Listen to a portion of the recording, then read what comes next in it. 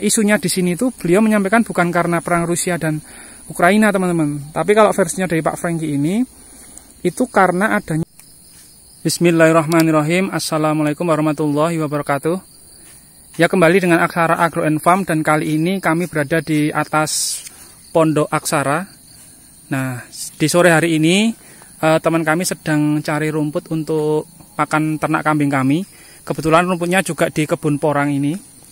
Melalui video ini, kami ingin menceritakan tentang masih seputar harga porang, tapi akan kami kaitkan dengan ini, teman-teman, harga mie instan yang beritanya sudah rame 2 minggu terakhir atau 2 pekan terakhir, di mana harga mie instan itu akan naik harganya, teman-teman. Nah, kita nanti akan berbicara atau menyampaikan tentang seperti apa nanti peluang harga porang terhadap efek dari potensi naiknya mie instan itu sendiri. Nah, jadi yang pertama, mungkin teman-teman juga sudah mendengarkan atau melihat berita di sosial media ataupun di televisi, di mana berita mie instan akan naik harganya ini itu sudah bergulir 2 pekan terakhir ini. Bahkan ada informasi yang menyatakan secara resmi mie instan itu akan naik 3 kali lipat atau 200%. Nah, Menteri Pertanian itu sudah menyampaikan hal ini akan terjadi karena efek pasokan gandum yang menipis akibat perang Rusia dan Ukraina. Nah, kami perlu menceritakan tentang hal ini karena terkait dengan industri makanan, dan ini pasti ada kaitannya nanti ke tentang harga porang nantinya, teman-teman. Nah, jadi sudah jadi kebiasaan ya, sudah jadi kebiasaan bahwasanya saat akan ada harga naik, itu biasanya akan ada penimbunan atau stok berlebih oleh oknum yang ya bisa kita katakan tidak waras lah. Nah, ada pula yang akhirnya lebih memilih mengingat harga mie instan itu akan naik. Efek bagusnya nanti konsumen juga akan membeli beras dibandingkan mengeluarkan uang yang hampir sama untuk membeli mie instan. Nah, terus itu kan baru wacana ya, tapi wacana baru digulirkan, tapi sudah banyak keluhan di masyarakat. Itu wajar, teman-teman. Nah, kemudian Pak Presiden, Pak Jokowi, itu sudah menyampaikan juga, berulang kali bahkan beliau menyampaikan hal ini, di mana krisis pangan di beberapa negara itu sudah terjadi. Nah, pesan beliau, Bapak Presiden Indonesia, itu hal ini jangan sampai terjadi di negara kita, di Indonesia. Nah, bagaimana dengan efek gandum langka sebagai bahan baku mie instan terhadap harga porang ke depannya, teman-teman? Nah, jadi memang Rusia itu memang salah satu eksportir komoditas gandum yang besar juga termasuk kepada Indonesia. Tetapi perlu diketahui, sebenarnya Indonesia itu impor gandum itu terbesar dari Australia. Nah, terus ya sebaiknya dengan adanya berita akan naiknya harga mie instan yang berbahan baku gandum, itu berita bagusnya itu dibalik kita jangan ketergantungan satu ke gandum, itu akan memunculkan nanti komoditas-komoditas pengganti atau alternatif, atau kita katakan substitusi dari gandum yang nantinya bisa menjadi bahan baku dari mie itu sendiri, teman-teman. Nah, Indonesia itu kaya akan bahan baku lokal. Seperti yang tadi saya sampaikan, pengganti dari gandum. Misalkan umbi-umbian, sorghum, kemudian jagung, bahkan sagu. Nah, porang itu juga bisa dan sangat mungkin bahkan lebih menyehatkan, teman-teman. Kecuali kalau gandum itu kita impor itu aman, artinya kita tidak tergantung dan pasokannya itu stabil dan tidak efek ke peningkatan harga, maka ya tidak ada masalah. Tetapi terkait adanya krisis pangan dunia, ya kita di negara Indonesia harus menyiapkan beberapa alternatif dan jangan ketergantungan ke satu komoditas saja. Nah, jadi peluang juga ini mengganti mie instan dengan panganan lokal, teman-teman, seperti mie sagu, itu sudah lama dan cukup bagus di Riau, kemudian mie porang dan sebagainya. Nah, itu tadi yang saya sampaikan berdasarkan informasi dari Bapak Menteri Pertanian.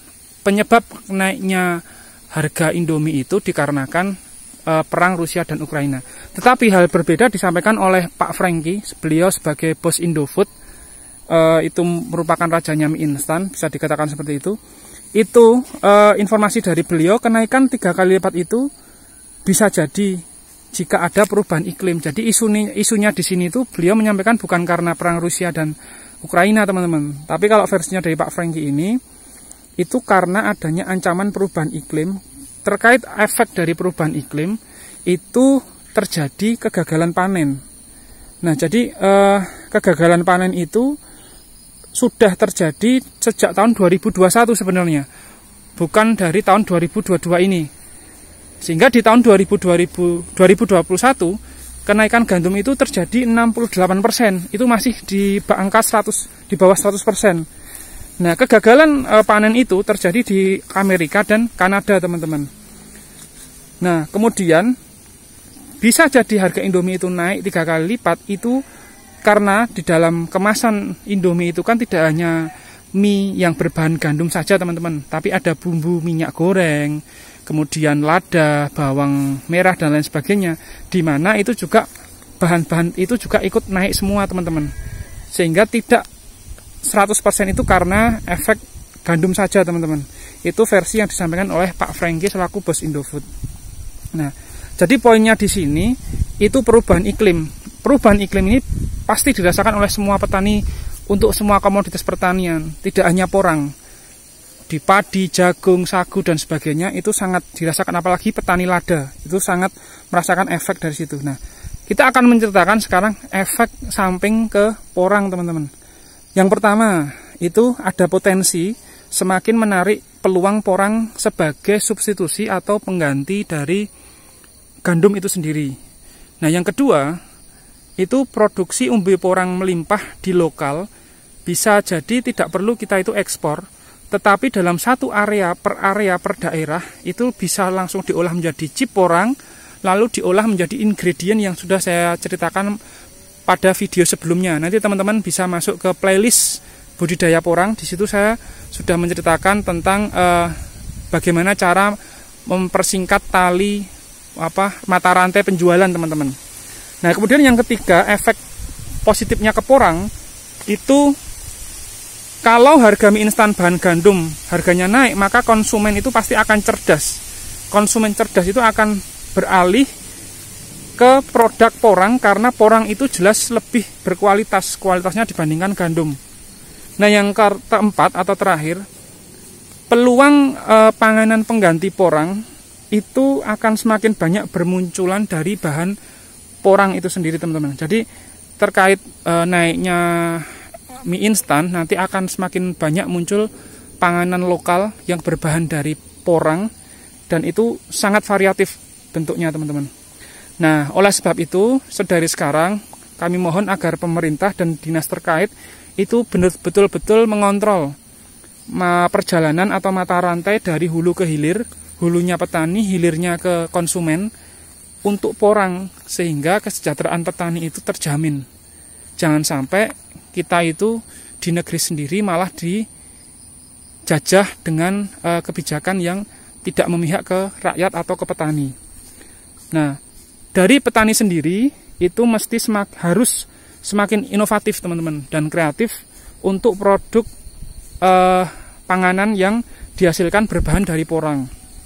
Nah, kemudian dengan kita bisa nantinya menciptakan atau kreatif menghasilkan panganan lokal berbahan porang, kita tidak 100% mengharapkan chip porang itu kita ekspor. Jadi kita ekspor setengah jadi, nanti oleh negara luar diolah dari setengah jadi menjadi bahan jadi, terus masuk ke Indonesia kita beli dengan harga yang lebih mahal. Kenapa tidak kita olah sampai bahan jadi itu di dalam negeri sendiri, teman-teman? Itu alangkah lebih bisa mensejahterakan petani dan pelaku industri.